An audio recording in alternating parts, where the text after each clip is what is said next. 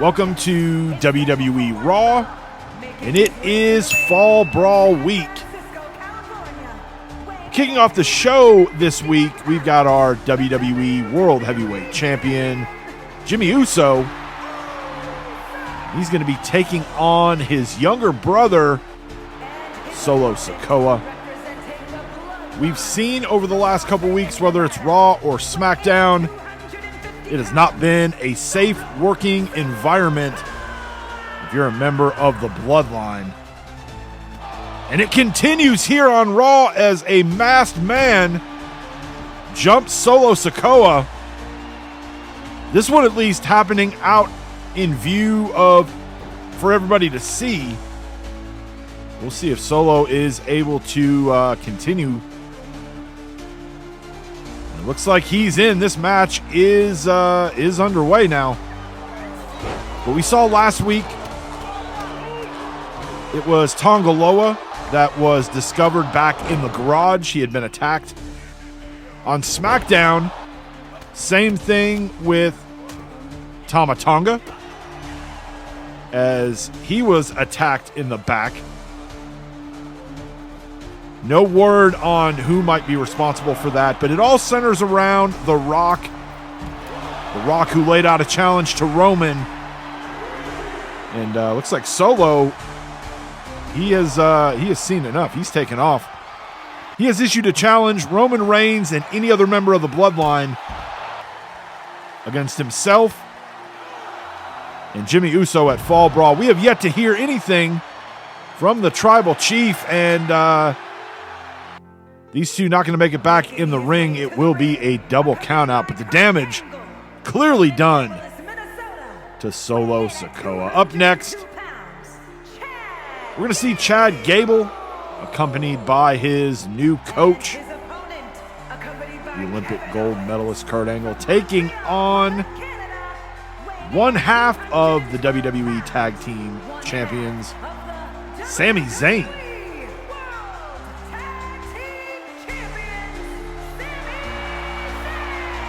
Now back to the Bloodline situation. We have not heard a word from Roman. It has been almost a month since SummerSlam, where he would lose the WWE World Heavyweight Championship. After Jimmy would win the match and win the championship, The Rock would come down to the ring and chokeslam Roman. We have not heard a word from Roman. Is he going to accept the challenge? Is he not going to accept the challenge? Fall Brawl is just days away. And all we have seen is the members of the Bloodline really getting picked off one by one, which is not what we've come to expect from the Bloodline. They work as a pack, that pack mentality of attacking other people, using the numbers game to their advantage. But here it is. We thought Jimmy was going to be in this war all by himself, but it turns out that having your cousin The Rock in your corner might be a little more powerful than anybody would have imagined. Let's look in on this one. It's been a big couple of weeks for not only Kevin and Sami. They were finally able, after almost 3 years, to get over the hump in the universe and win some tag team gold.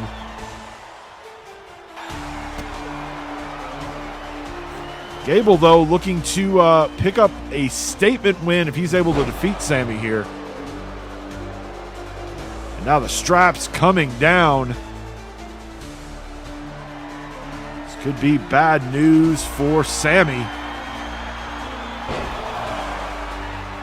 Now Gable delivering 2 suplexes and now a third suplex. He rolls Sami over, hooks the leg. Zayn, though, does reach out for that bottom rope, but Jessica Carr does not see it. And in the record books, Chad Gable Whether it was controversial or not, will get credit for the victory. Now we're going to see Ivy Nile. She's going to be in action against Io Sky. Ivy, who kind of made an opportunity for herself, which will be coming up at Fall Brawl. She will get a shot at Liv Morgan and the WWE Women's Championship. It was an opportunity that Ivy did create for herself. A few weeks back, Liv was supposed to have a one-on-one non-title match against Io. On her way to the ring, Ivy would jump her and attack her. Last week, we saw the champ return the favor as she would attack Ivy after a match that she was in. And Ivy will get the victory here via submission as Io forced to tap. And here comes the champ, Liv. Gonna come down here to the ring. And definitely the most civil interaction that we've seen between these two over the past few weeks. This is all new territory for Ivy Nile. She has never been a champion. Will she be able to rise to the occasion later this week in Winston-Salem? Now it's time for our main event here on Raw. And just to show you that the officials from the WWE, the creative department from WWE has a sense of humor. Maybe a sense of humor that the men in this match might not appreciate. But they put our WWE United States Champion Bobby Lashley teaming up with his opponent at Fall Brawl, Braun Strowman. And they will take on a team of two other individuals that actually were a part of that number one contenders match last week on SmackDown. Sheamus and Randy Orton. Braun victorious in that triple threat match to determine who would go on to Fall Brawl to challenge Bobby Lashley. Here though tonight, champion and challenger. Will they be able to work together? Will they find a way to work as a team to then ultimately face each other later in the week? Here, look, they're in there against two guys that wanted to be in Strowman's spot. They weren't victorious on SmackDown. They came up on the losing end. And I'm sure they would have no issue if maybe one of these guys got injured. Might open up an opportunity for one of them if that were to happen. And so far we have seen Lashley go it alone in this one. I guess maybe he feels he doesn't need the Monster's help. He's in a little bit of trouble here against Sheamus. Clothesline. Now Lashley sent into the corner, moves out of the way, and now decides he wants some help. And here comes the big SOB. Sheamus, though, DDT. Now the Viper doing some damage to Strowman.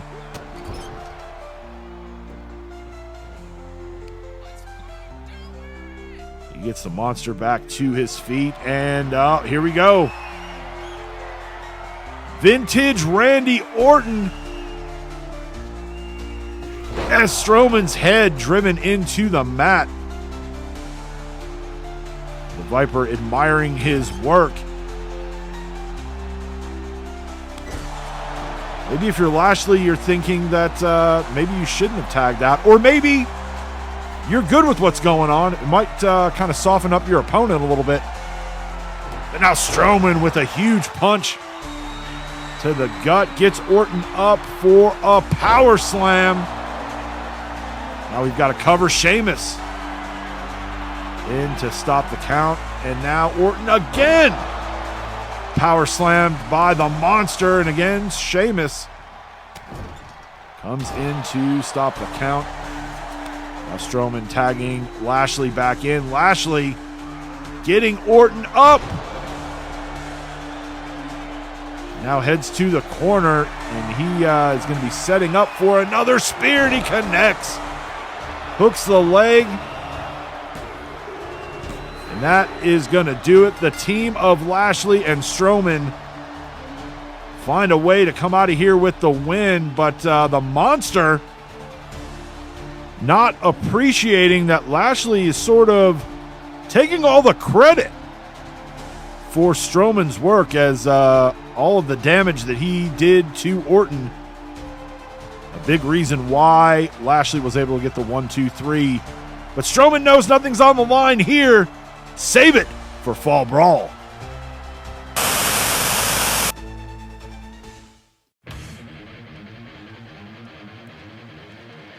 It's the final WCW Nitro before Fall Brawl. If you're here for the first time, or if you are one of our regulars, welcome. Glad to have you here. While the entrances are taking place here in our opening match, got a little channel business to take care of. Out of all the views that we get on the content on this channel, 93% come from people who are not subscribed to the channel. So, if you like what we're doing here, if you want to see more, and more importantly, if you don't want to miss what happens next, then I want you to take that subscribe button, hit it with a Stone Cold Stunner, take that like button, and hit it with a bonsai drop. And we got an old saying around here. If you like the content, if you like what we're doing here, share the channel with a friend. If you don't like what we're doing here, send us to 2 people you don't like. But enough of the hard sell. Again, I appreciate all the support from you guys. Thank you so much for checking out the channel and our weekly episodic shows that we're kicking out. Let's get to our opening match. Obafemi, Brock Lesnar. 2 of our bigger superstars on the WCW side here to kick off Nitro. We do have a WCW directive, I guess, programming note to deliver to you. We have been told by the officials from WCW that both LA Knight and AJ Styles have been barred from both Nitro and Thunder this week. If either or both of them show up, they can expect a fine and a lengthy suspension. If you haven't been keeping up with what's been going on in the WCW programming, these 2 have gotten into backstage brawls. We've seen each of them interfere in the other's matches. The officials from WCW have had enough. These 2 will meet at Fall Brawl in a Falls Count Anywhere match. But it is hands off between now and Fall Brawl. So hopefully the shows will go off without those 2, thankfully, getting in some extracurricular activities in the back. Brock Lesnar with the F5 picks up the win to kick off Nitro this week.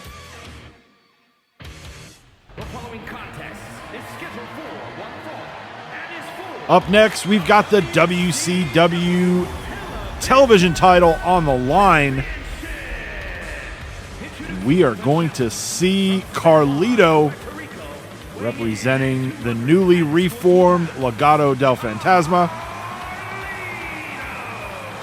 He is going to be the next one to get a shot at The Miz and that beautiful red TV title. A lot of issues with Carlito over the last couple months. Obviously, we know when he made his debut last month, we didn't really understand the significance of him coming in. Comes in, essentially helps Santos Escobar become the #1 contender for the WCW Cruiserweight Championship. Then we saw him getting a little bit more involved with Ilya Dragunov, the champion at the time.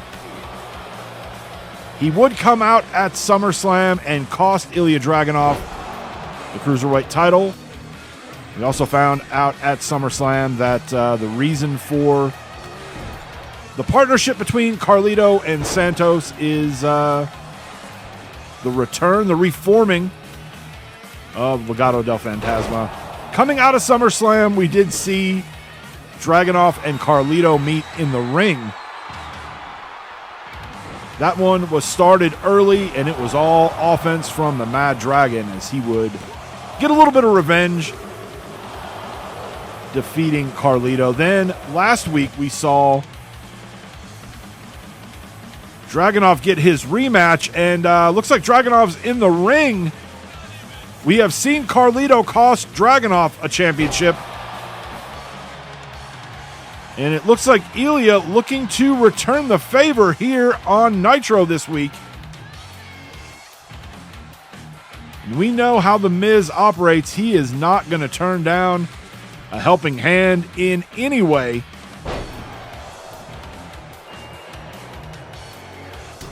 Double axe handle off the top rope. Goes for a cover. Got to hook the legs, Miz.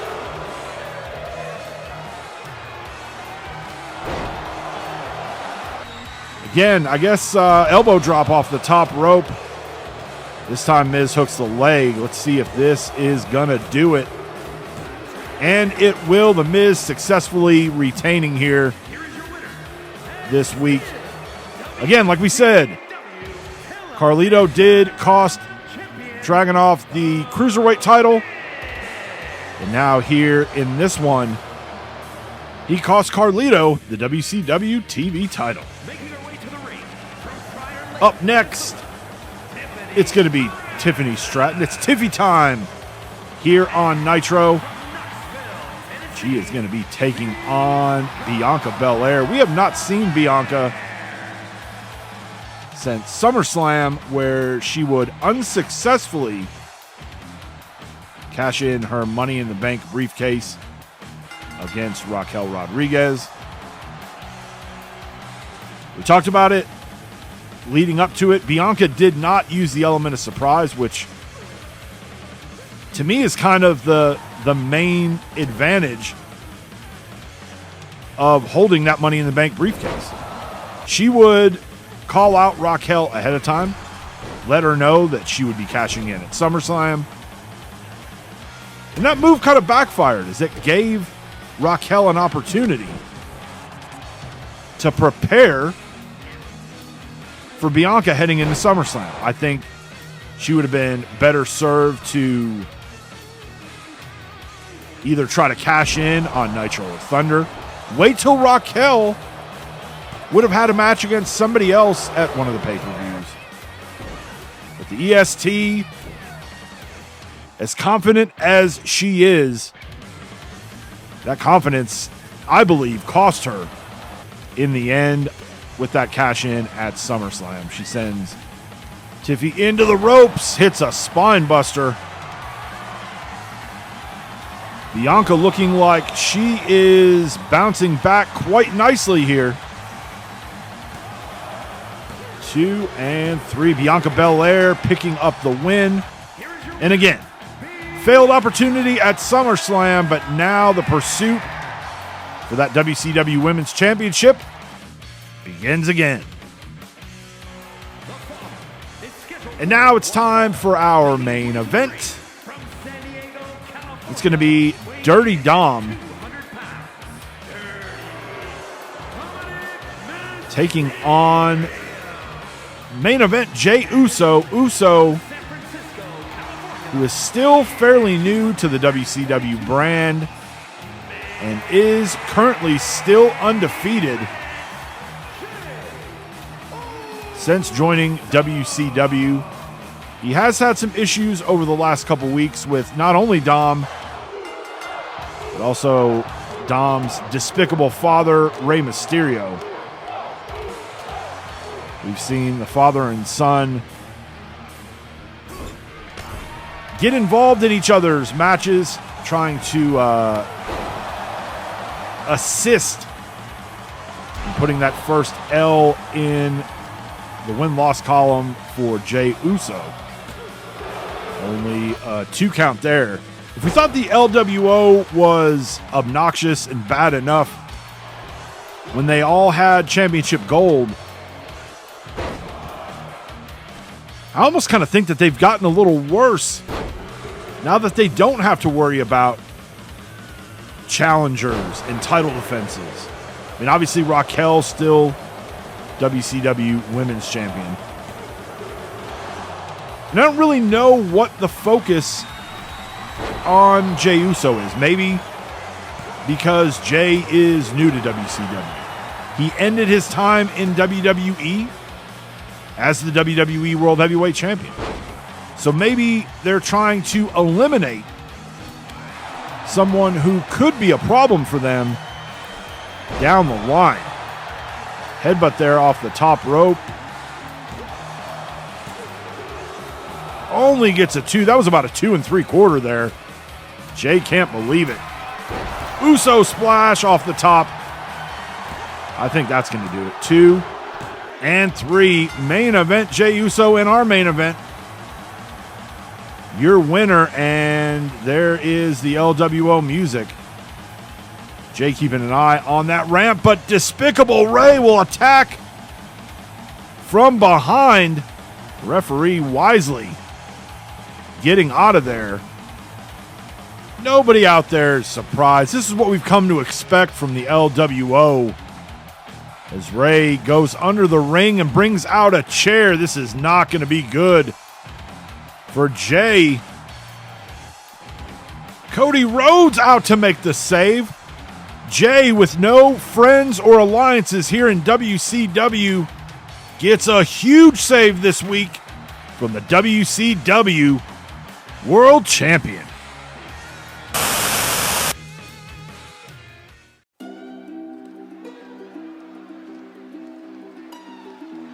It's the final WCW show as we head into Fall Brawl. It's WCW Thunder. Welcome in. Glad to have you here. Our opening match is going to be JC Jane going one-on-one with Jade Cargill. Jade set to take on Charlotte Flair in just a few days when we get to Winston-Salem. And it looks like Charlotte not wanting to wait. These two have definitely been at each other's throats the last couple of weeks. All that really instigated by Charlotte. But then Jade willing to return the favor last week. And then now with just mere hours until they meet one-on-one, the Queen not wanting to wait that time as she gets in some extra shots from behind. And of course, JC Jane looking to definitely take advantage of the added assist from Charlotte. JC now going up top. Elbow drop off onto the floor. Now, if you missed Nitro this week, then you missed the announcement officially from the WCW. AJ Styles and LA Knight banned from WCW programming this week, which means they were banned from Nitro, and they're also banned tonight from Thunder. If either or both of them show up,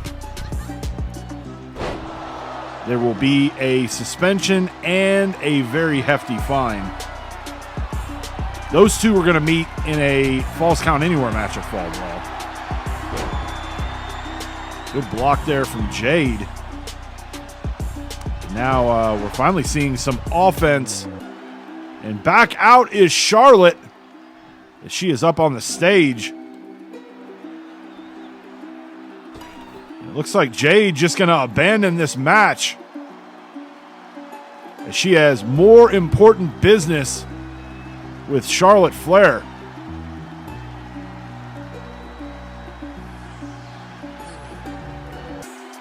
These two, oh no, there we go. Enough words have been spoken, and now this thing is getting physical. And a lot of this really stems from Charlotte Flair. She's frustrated. Things haven't been going great for her. And with all the new women on the WCW roster, that's what we have to show for. Next, we're going to see Tony D'Angelo in singles action. We don't see that too often. Normally, when we do see Tony, it is in tag team matches with Stacks. He's going to take on Shinsuke Nakamura.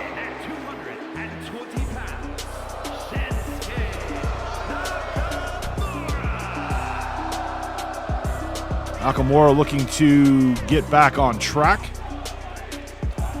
Most recently, he was a WCW television champion. And right off the bat, Nakamura not wasting any time. D'Angelo finding himself in trouble right from the rip here. And all Stacks can do on the outside is watch. Oh, man. Nakamura going for a quick cover. Wow. Shinsuke Nakamura in very quick fashion picks up the win over Tony D'Angelo. Next, we've got Dragon Lee, and very wisely, he has asked Ilya Dragunov to come out and be in his corner for this one. Definitely a smart move on Dragon Lee's part, as he's going to take on our WCW Cruiserweight Champion, Santos Escobar. And in his corner, a man that has pretty much been attached at his hip. Also the man that is very responsible for not only Santos winning the Cruiserweight title at SummerSlam, but also played an integral role just last week on NITRO in the rematch, where Ilya Dragunov was looking to try to recapture the Cruiserweight title. And once again, Carlito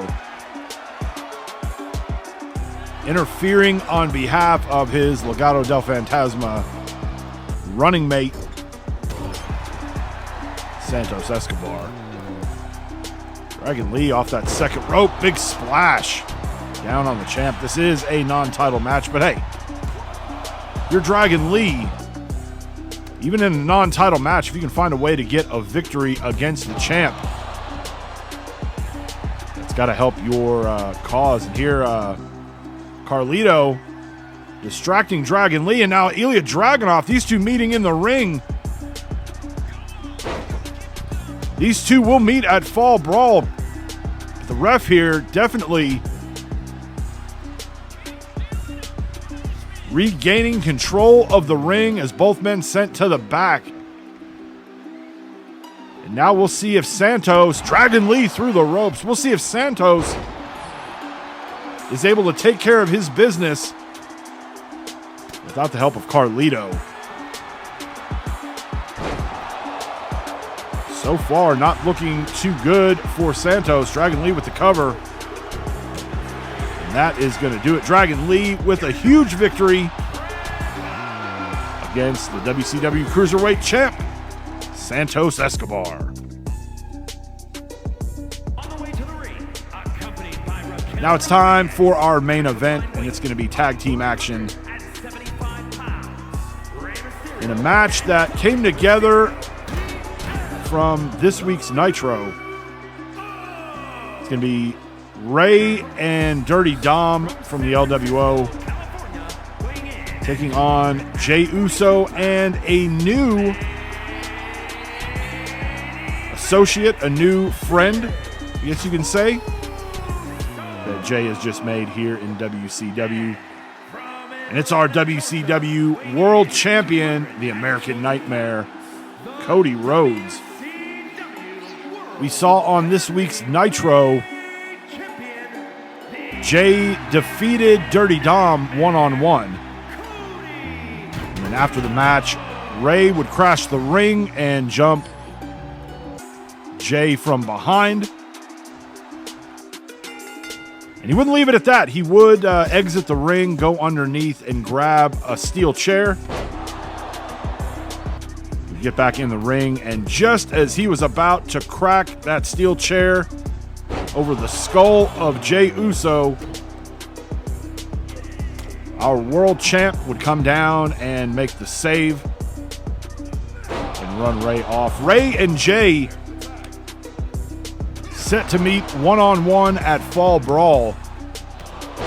And look, we know how the LWO works. Ray's not coming out for that match alone. His dirtbag son, Dom, is going to be in his corner. The WCW Women's Champion, Raquel Rodriguez, also going to be in his corner. They're going to look to try to take advantage of who he's got on the outside. That's just what the LWO does. But we can announce, it was just passed on to us right before this match, Jey Uso not going to be going into that one alone. Our world champ, the American Nightmare, Cody Rhodes, will be in the corner of Jey Uso. He's going to be out there to watch his back, to make sure that Dom and Raquel don't interfere like we've seen basically every time Jay's been in a match with somebody from the LWO.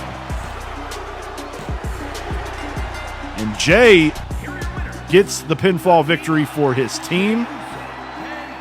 And this new alliance between Jey Uso and Cody Rhodes off to a great start as they pick up a win to close out Thunder.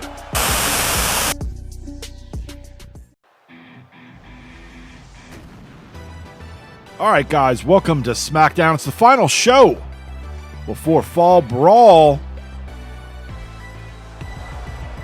And look who it is, the wise man, Paul Heyman, on his way out to the ring. Paul, not looking so good, like maybe he's not been getting a lot of sleep.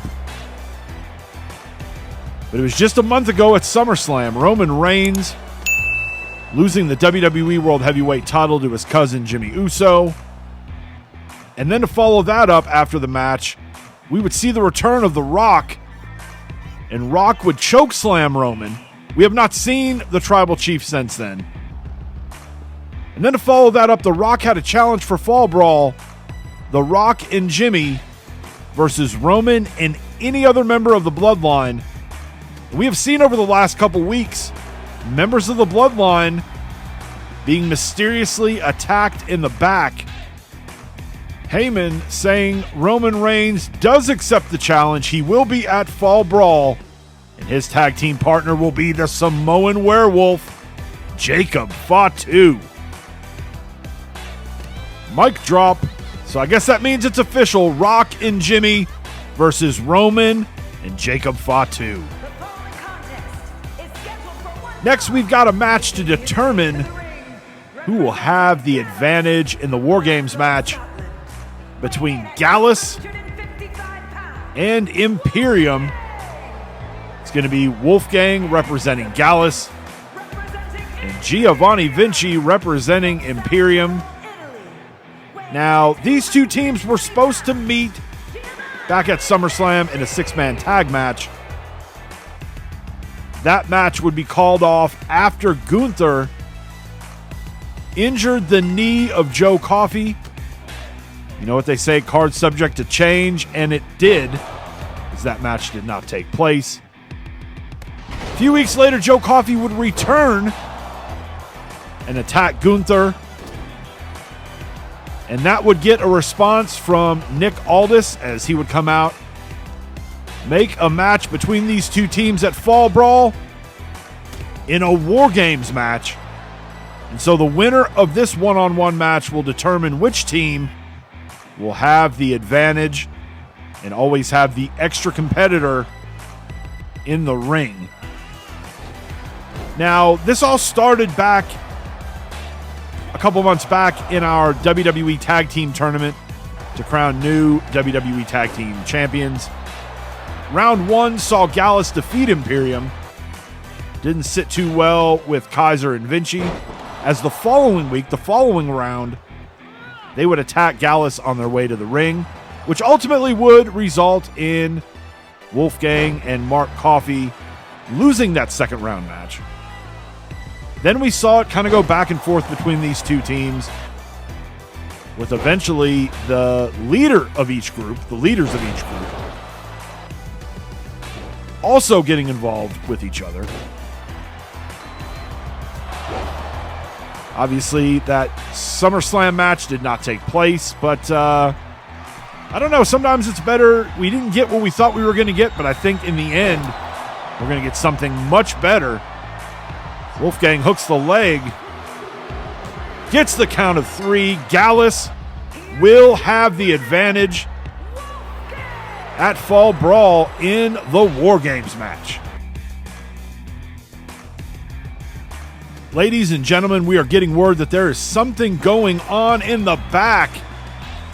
It appears that Jacob Fatu has jumped our WWE World Heavyweight Champion, Jimmy Uso. We did learn earlier in the night the match made official for Fall Brawl. Jimmy and The Rock versus Roman and Jacob Fatu.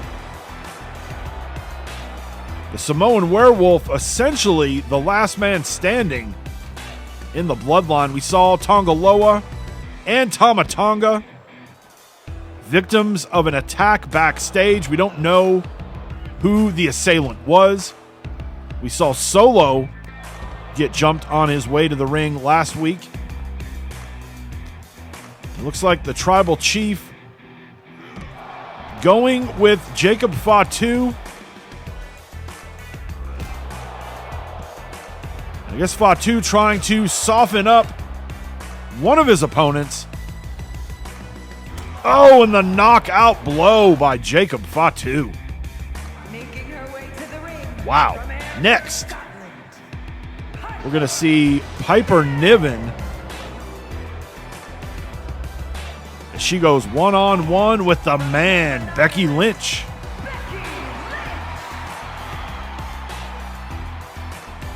Becky, over the last couple of months since returning during the Great American Bash Tour, has kind of been on a tour of destruction. She is making her way through the women's roster here. Former WWE Women's Champion looking to get back to that championship level and really not shying away from the competition in any way. Piper, also a former one-time WWE Women's Champion. If she could find a way to get a win here against Becky Lynch, that would be huge as far as her placement goes in the rankings. These two trading shots back and forth. Block there from Becky, and Becky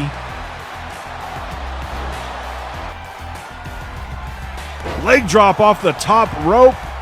Goes for the cover.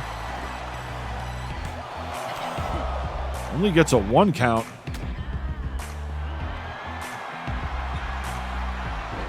Slams Piper down, but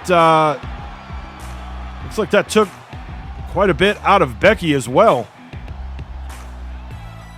She tries to crawl over to Piper, eventually gets back to her feet. Goes for a cover again. That will do it. Becky Lynch victorious as she racks up another victory, this time against Piper Niven. It's time for our main event, and it is going to be our WWE Intercontinental Champion, Seth freaking Rollins, with another one of his open challenges. Rollins, since becoming Intercontinental Champion at SummerSlam, has proved to be a fighting champion as he has defended the title each week since SummerSlam. Last week it was Logan Paul who took his shot, only to find his Fall Brawl opponent CM Punk ruining it for him. And it looks like this week it is going to be CM Punk who will accept the open challenge and take on Seth freaking Rollins for the WWE Intercontinental title. Like we said last week, he would cost his Fall Brawl opponent Logan Paul in his championship match. We'll see if Punk will head into Fall Brawl as Intercontinental Champion. And it looks like Logan Paul out to return the favor as he jumps CM Punk as he makes his way down to the ring. The referee checking on Punk. Punk says he's good, so this one is going to happen. Here we go, and Seth Rollins, again, Rollins, a veteran and a very wily veteran at that. He is not going to take it easy on Punk here. Punk had the opportunity to let the referee know that he was not good to go. As he gets a reversal here. Gets Punk up. GTS. We might have a new Intercontinental Champion. But Rollins able to get his shoulder up. Now reversal from Rollins. Off the ropes. Curb stomp. And a second curb stomp for good measure. Goes for the cover. And Seth freaking Rollins is still your WWE Intercontinental Champion. Logan Paul back out here attacking CM Punk with a chair.